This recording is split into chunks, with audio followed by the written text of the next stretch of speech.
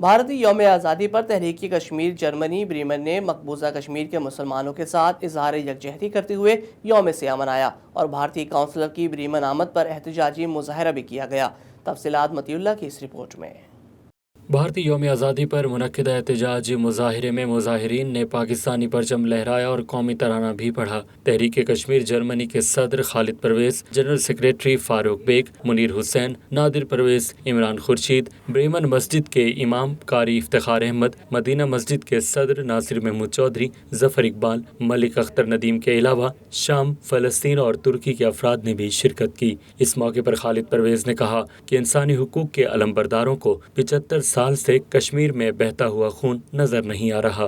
مودی کی فاشسٹ حکومت نے آئین کی شقیں منسوخ کر کے کشمیریوں کو ان کے حق خود ارادیت سے محروم کر دیا ہے۔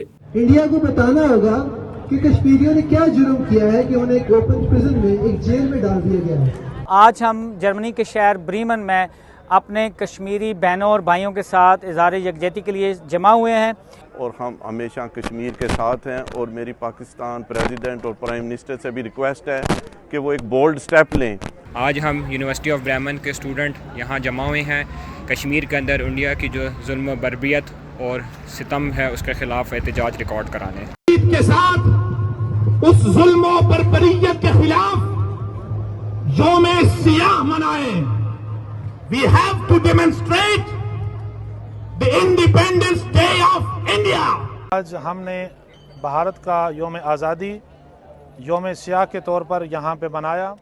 مظاہرین نے عالمی برادری سے مطالبہ بھی کیا کہ کشمیریوں کے لیے انسانیت کی بنیاد پر آواز اٹھائیں اور مسئلہ کشمیر حل کروانے میں اپنا کردار ادا کریں۔